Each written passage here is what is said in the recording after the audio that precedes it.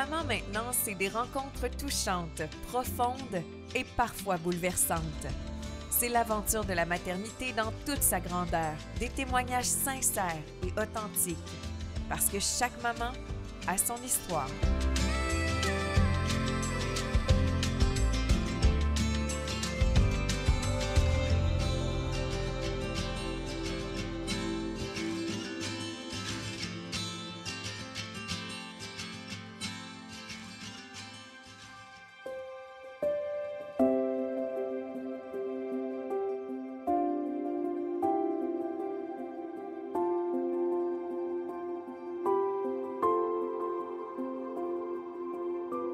Estelle est une maman qui a vécu la dépression postpartum. La dépression postnatale peut vraiment toucher n'importe quel parent, bien que ce soit souvent la mère qui le signale d'abord. Autant les pères que les parents d'enfants adoptés. La dépression postpartum dépend d'une panoplie de facteurs, entre autres l'hérédité, l'environnement, l'expérience de vie, la personnalité et est particulièrement affectée par la privation de sommeil. Estelle, merci d'avoir accepté notre invitation. Merci à toi. C'est un plaisir de te recevoir aujourd'hui pour parler de ce sujet qui est tabou. Et juste avant d'entrer dans le vif du sujet, j'aimerais en savoir un peu plus sur toi. Maman de combien d'enfants? Quel âge? As-tu toujours rêvé d'être maman? Je suis maman de 3 enfants, donc une grande cocotte qui va bientôt avoir 7 ans, un petit garçon de 3 ans et une petite fille de 1 an. Donc c'est ça. Un portrait familial là, qui est quand même assez typique, mais quand même 3 enfants, on en voit de moins en moins. Il faut aussi souligner, on l'entend un peu par ton accent, que vous êtes une famille qui s'est installée au Québec, non pas natif d'ici. Non, pas natif d'ici. Mon conjoint et moi, on vient de France. On est arrivés maintenant depuis plus de 10 ans. Là. Ça va faire à peu près 12 ans qu'on est ici. Donc, nos 3 enfants sont nés ici, mais effectivement, toute notre famille vit à l'étranger, vit en Europe. Donc, c'est ça. Nos enfants sont nés ici, ils sont québécois, puis ils nous apprennent beaucoup de choses. On apprend beaucoup avec eux. Est-ce qu'ils ont notre accent? Oui. Ah, c'est bon, ça. Les 2 plus jeunes, c'est encore un peu difficile à savoir, là, mais ma grande a beaucoup d'accent, puis elle nous ramène des façons de parler, des fois qu'on est « oh, ben ça vient pas de nous ». Elle vous aide à vous intégrer.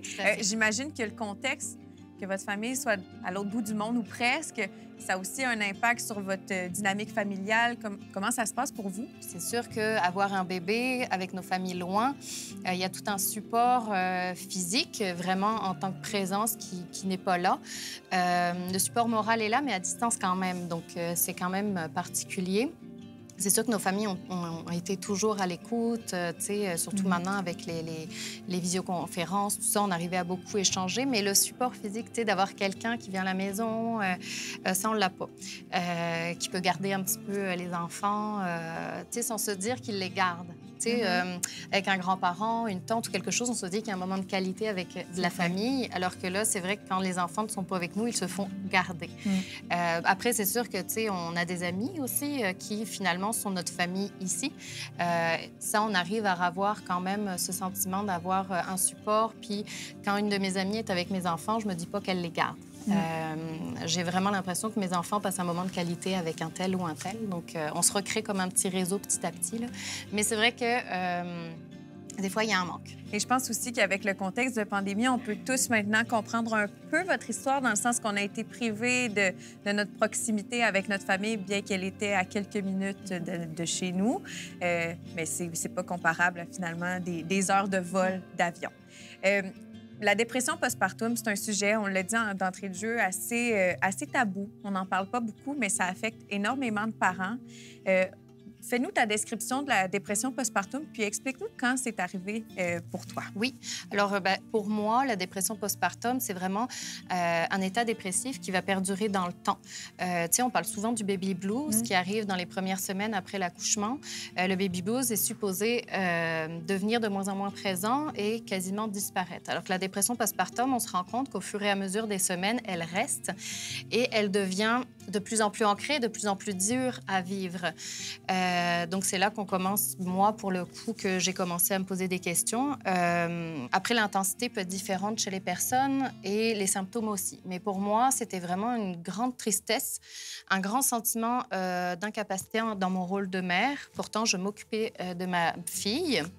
Mais j'avais l'impression de mal faire, d'être jugée sans arrêt. Je n'osais plus sortir dehors. Mon allaitement était difficile. Je n'osais pas donner le biberon dans un lieu public. Donc, il y avait beaucoup d'anxiété par rapport à ça. Une grande tristesse, des pleurs. Beaucoup de pleurs, un lien de l'attachement difficile avec mon enfant. Je sentais que je l'aimais parce qu'il était au fond de moi, hors de question que quelqu'un lui fasse du mal. Je sentais que j'aurais pu sortir mes griffes et tout ça. Donc, je savais que je l'aimais, mais je trouve que le lien d'attachement n'était pas là. J'avais pas de... C'était difficile pour moi d'avoir du plaisir avec elle. Donc, je m'en occupais, je changeais les couches, tout ça, sans problème et de façon robotique. C'était fait. Voilà, j'étais un robot. Donc, elle n'a jamais rien manqué, mais ce lien d'attachement-là n'était pas là, ce qui m'a créé beaucoup de culpabilité. Parce que tu l'as ressenti dès le départ, que le lien d'attachement duquel on entend beaucoup parler, là, puis dans le modèle de maternité qui est le plus prôné, on parle d'un amour instantané. Donc, toi, dès le début, tu as ressenti que ce lien-là se créait pas comme tu le pensais? Je te dirais que quand ma fille est née, j'ai eu quand même ce côté où j'étais soulagée. J'ai eu une grossesse où ma fille avait un retard de croissance intra-utérin. Donc, j'ai été très monitorée. Pendant les premiers mois, je perdais du sang. Puis juste avant elle, j'ai fait une fausse couche. Donc, c'était une grossesse très surveillée puis très anxieuse pour moi. Mais quand elle arrivait, j'étais soulagée puis j'étais heureuse qu'elle soit là. Je pense que la difficulté d'attachement avec ma fille a été plus par rapport, tu sais, l'allaitement m'a amené beaucoup de douleurs. C'est ça, le manque de sommeil. Déjà, à l'hôpital, je trouvais ça difficile. Puis c'est quand on est rentré à la maison. Là, quand on est rentré à la maison, j'étais...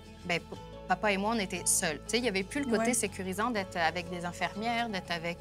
Donc oui, il y a une infirmière qui passe, mais tu sais, comme il n'y avait pas de famille autour, on s'est retrouvés comme, OK, là, c'est ce petit être-là. Et il y a juste moi pour m'occuper d'elle. Tout dépend de moi. Et là, ça a été une responsabilité énorme qui m'a créé une grosse anxiété. J'étais là, je suis le centre de son monde, puis tout repose sur moi et papa. Donc là, ça a été... Puis elle continue à perdre du poids. Il y a eu d'autres facteurs aussi angoissants, là. Donc l'allaitement était difficile. Donc, à partir de là, quand ça a commencé à... Tout ce qui entoure ma maternité, ma nouvelle maternité, c'était beaucoup de stress. Donc, rendu là, c'est difficile d'avoir du plaisir et de créer un lien d'attachement quand l'objet de l'attachement peut amener autant d'inquiétude et autant de... Mais c'est aussi parce qu'on l'aime, cet être-là, hein, qu'on est inquiet. C'est un peu ce que j'allais dire, c'est le clash entre je veux vraiment qu'elle est bien, donc ça me crée un stress, une anxiété. Puis à la fois, ce désir-là qu'elle est tellement bien m'apporte tellement d'anxiété qui m'empêche de créer un lien d'attachement. Puis de la manière qu'on t'entend le raconter, j'en déduis que c'est arrivé à ta première grossesse. Oui, c'est mon... Toute la nouveauté de la maternité. Exactement. C'était ma première, donc tout était à découvrir aussi, bien que chaque enfant est différent. Donc, j'ai comme pour dire que j'ai 3 maternités différentes. Mais la première, c'est là où toute ma vie a été chamboulée, entre guillemets. Où, tu sais, avant d'avoir un enfant, on peut faire, entre guillemets, ce qu'on veut quand on veut, dormir quand on veut, se nourrir quand on veut. Là, j'avais l'impression de faire juste m'occuper de quelqu'un. Donc, c'était devenu comme une tâche. Donc, je faisais la tâche qui était de m'occuper de mon enfant, mais trouver du plaisir là-dedans quand on fait juste s'occuper d'eux. J'avais l'impression d'être une infirmière qui s'occupe d'un patient, tu sais. Donc... Puis j'ai eu beaucoup de deuil aussi par rapport à ça. Tu sais, je voulais un accouchement naturel, j'ai pas pu l'avoir, j'ai été déclenchée parce qu'elle était trop petite. Mon allaitement n'a pas fonctionné. Tu sais, beaucoup de choses qui font qu'on a un idéal avant. Puis là, l'idéal, petit à petit, pouf, pouf, il s'effrite. Puis les choses sont comme revirées du bord de la main. Et donc ça, en tant que maman, en tant que papa, en tant qu'individu, en tant qu'être humain, quand on a un idéal dans notre tête, puis que ça se passe pas comme ça, c'est un choc quand même. Et ça, c'est de réussir à se relever de ça, puis d'avoir un lâcher-prise. Mais c'est ça, il a fallu que je travaille mon lâcher-prise à l'époque là, pour... J'ai pas vécu la dépression postpartum, mais quand on parle du baby blues, des émotions qui sont parfois plus intenses suite à l'accouchement, je sais que ça m'avait beaucoup déstabilisée. Puis ça a été sur une courte période, suite à l'arrivée de ma fille, où j'avais plus de pleurs. J'avais l'impression que j'aimais plus mon conjoint. Puis là, quand j'avais peur que lui m'aime plus, j'étais en larmes. C'était pas logique. Tu sais, ça a duré 3 jours, mais... À partir de quand on réalise que là, vraiment, ça perdure? Parce que comme c'est une nouvelle expérience, c'est quand est-ce que ça devient la dépression postpartum, puis comment on en prend conscience comme maman? Parce que j'imagine qu'en étant en mode automatique comme tu l'étais, on n'a pas le temps de penser à nous, comment on se sent tant que ça. Non, puis je suppose que c'est différent pour toutes les personnes. Pour moi, c'est parce que ça a perduré dans le temps. Et il y a un événement, et je m'en rappellerai toute ma vie. Déjà, quand papa a commencé à reprendre le travail, je pleurais. Je pleurais et je ne m'arrêtais pas. Quand ma fille dormait, je regardais dehors, puis je ne faisais rien. J'étais assise à table et je regardais dehors. Je ne faisais rien. Je pleurais en regardant par la fenêtre. Et il y a un élément qui a fait, qui m'a un peu secouée. C'est un soir, papa change la couche de ma cocotte, puis il a du plaisir avec. Il lui fait des chatouilles, il rit, il a un beau moment avec. Et là, je me suis dit, oh, non, il y a un problème. Moi, je ne le fais pas, ça, puis j'ai pas le goût de le faire. Et là, j'ai dit, oh, je suis un monstre, mon bébé est là et je n'arrive pas à avoir le moment que papa a avec elle. J'ai réalisé à ce moment-là que je ne l'avais pas eu et que lui l'avait. Là, je me suis dit, OK, là, il y a quelque chose. Donc, la première personne à qui j'en ai parlé, c'est mon conjoint. C'est ça. Je lui ai dit comment je me ressentais.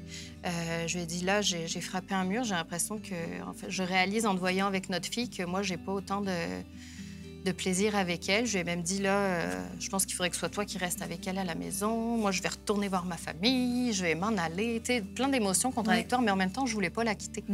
Il y a toute cette dualité-là. Puis il y avait tu sais, au CLSC, il y a des rencontres pour vérifier comment le bébé va, tout ça, dans les semaines suivantes. Puis, donc, c'est surtout axé sur le bébé. Mais l'infirmière pose quand même la question comment va la maman? C'est ça.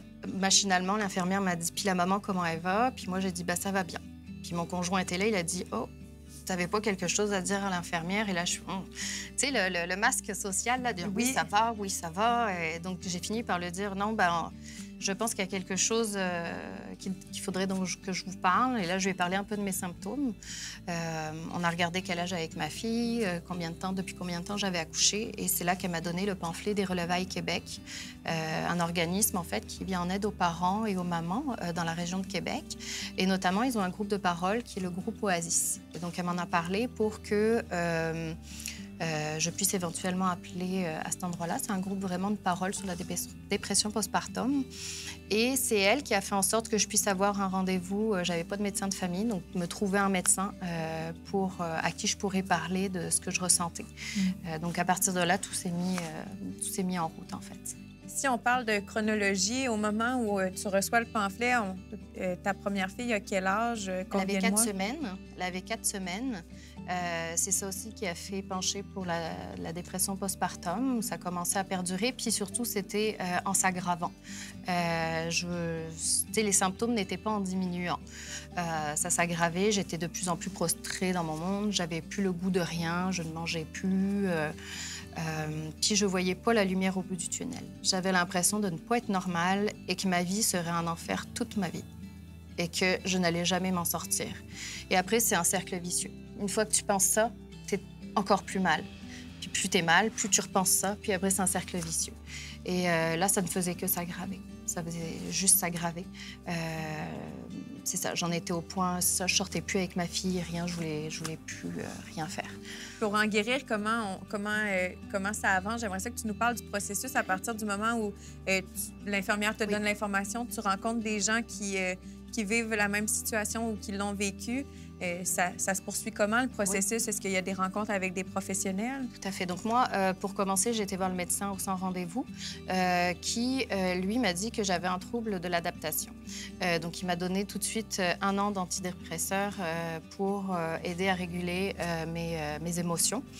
Le trouble d'adaptation, ça veut dire que la nouvelle situation, finalement, c'est comme... Exactement. C'est trop pour moi, trop pour mon mental et que j'avais du mal à m'adapter à cette nouvelle situation-là. Avais-tu déjà entendu parler de ça ou remarqué dans certaines étapes de ta vie qu'il y avait... Non. Non, du tout? Non, du tout. Puis, même par rapport à la maternité, à la dépression postpartum, tu sais, dans ma famille, j'en avais pas entendu parler. Dans mes amis avant, bon, c'est sûr que j'avais peu d'amis à l'époque qui avaient eu des enfants, mais c'était pas quelque chose que j'avais beaucoup entendu parler. Mais il m'a référée aussi à une psychologue. de la clinique que j'ai vu aux semaines pour commencer. Et on a beaucoup travaillé sur, sur les perceptions, le travail cognitif, tout ça, la façon dont je me percevais, les mots, aussi l'importance des mots et la pression que je me mettais aussi sur les épaules. Je me créais moi-même beaucoup d'anxiété par rapport à mes propres attentes en tant que maman et donc c'était encore une fois un cercle vicieux. Puis j'ai commencé le groupe de parole aussi, le groupe Oasis au Relevail Québec. Et là, ça a été un soulagement. Je pense que c'est la conjugaison de ces trois choses-là parce que les médicaments m'ont aidé à temporiser, à juste avoir la tête hors de l'eau. J'avais pas une dose énorme, mais juste me temporiser, juste garder la tête hors de l'eau pour être capable de faire un cheminement ensuite psychologique avec la psychologue et un cheminement personnel aussi avec le groupe de parole.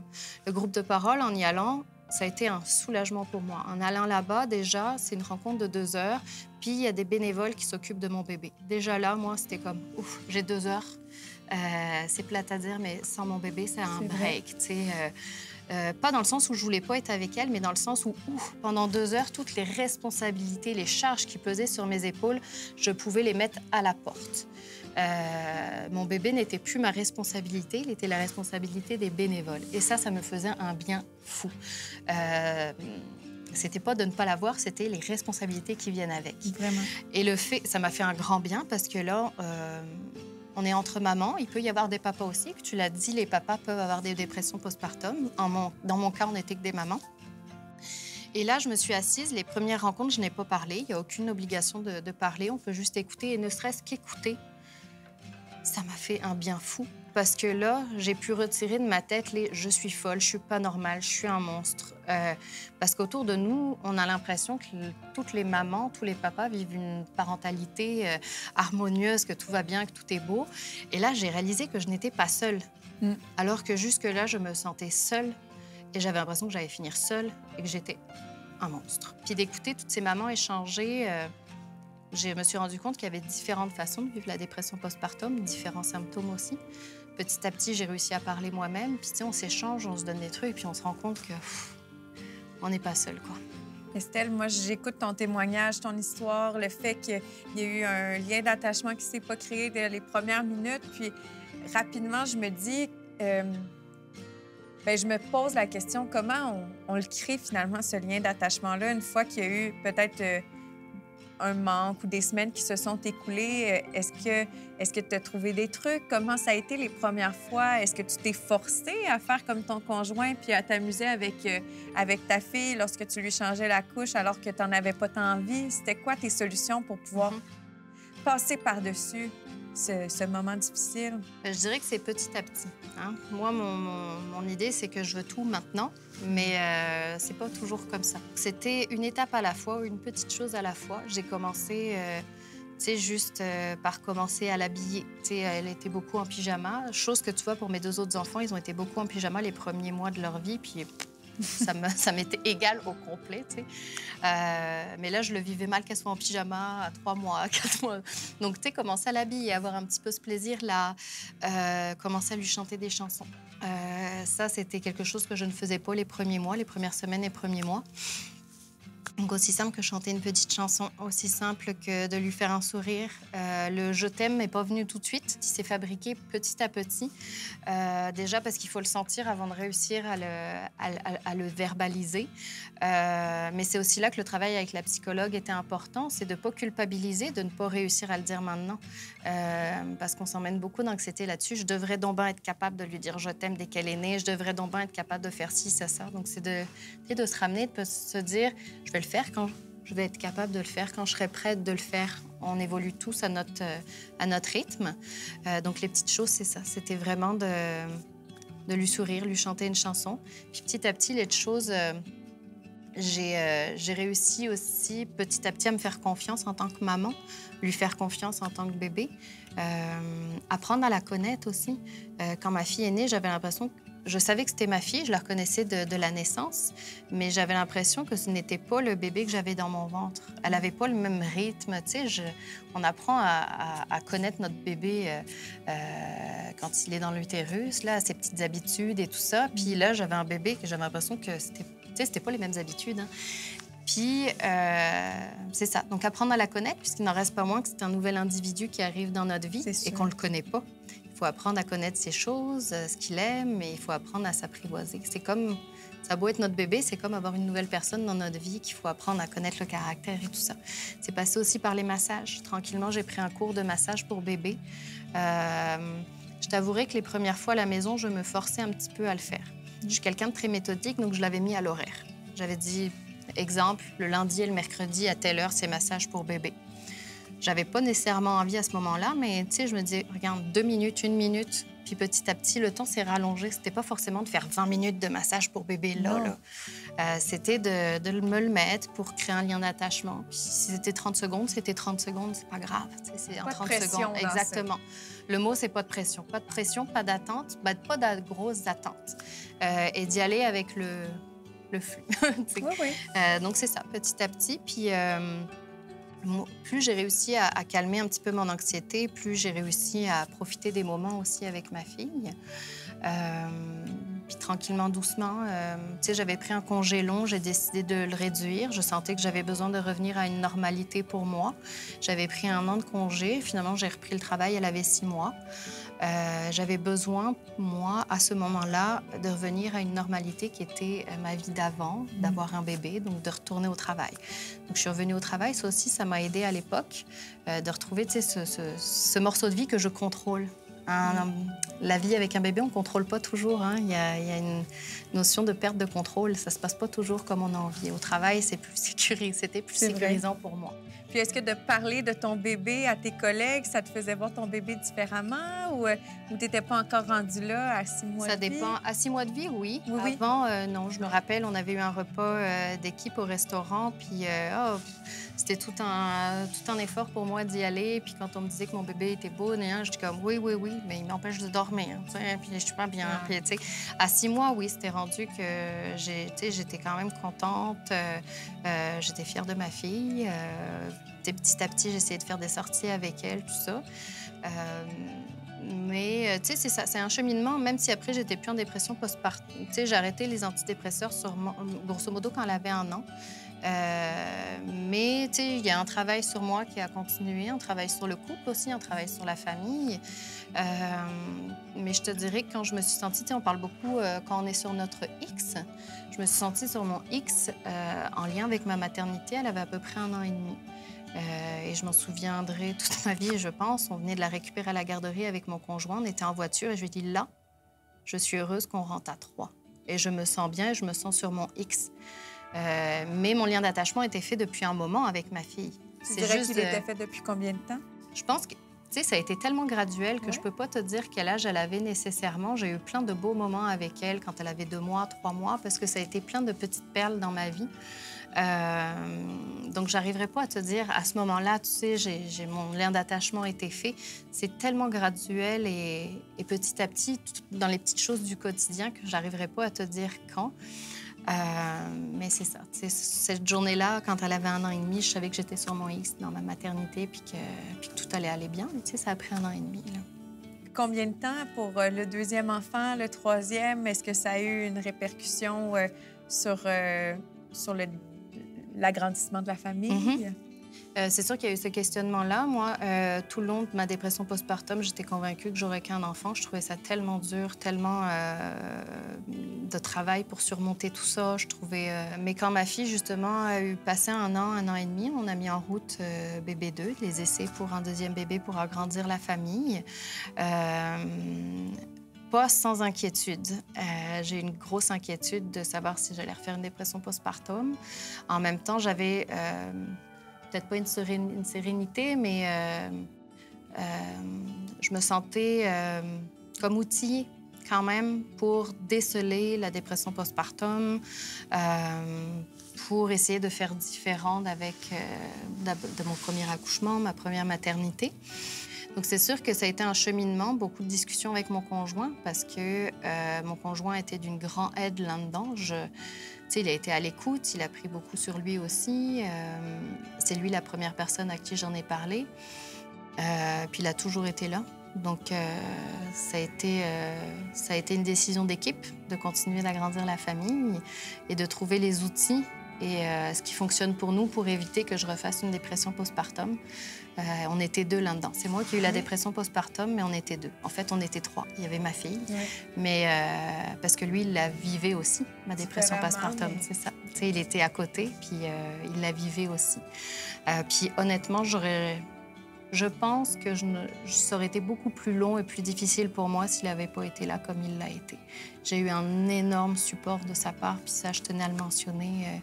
C'est important. Ça a été très important pour moi dans mon cheminement. Puis à l'heure actuelle, j'avais beau avoir l'impression de ne pas voir la lumière au bout du tunnel. C'est quelque chose qui m'a aidée à cheminer en tant que personne aussi. Pas seulement en tant que maman, mais en tant que personne. Il y a beaucoup de choses dans ma vie que j'ai vues différemment après ça. Sur mon anxiété aussi, sur mon couple, sur moi en tant que personne. Et à refaire, je ne demanderais pas à ne pas vivre ma dépression postpartum. La personne que je suis maintenant, je la suis parce que j'ai vécu ça. Et j'aurais jamais dit ça à l'époque, mais maintenant, elle m'a tellement apporté de positif. Cette dépression postpartum, j'en retiens beaucoup de positif maintenant. Merci beaucoup, Estelle, de nous avoir livré ton témoignage touchant. Félicitations pour votre belle famille de 5. Je terminerai en vous invitant à consulter votre professionnel de la santé. On prend rendez-vous pour le suivi de la santé de notre bébé, mais pour que notre enfant soit bien, nous aussi, on doit l'être. Ce sont vos médecins ou les infirmières que vous consultez qui pourront vous guider vers les bonnes ressources adaptées à votre situation. On se retrouve pour une autre émission de Maman Maintenant bientôt pour un autre témoignage touchant, puisque chaque maman a son histoire.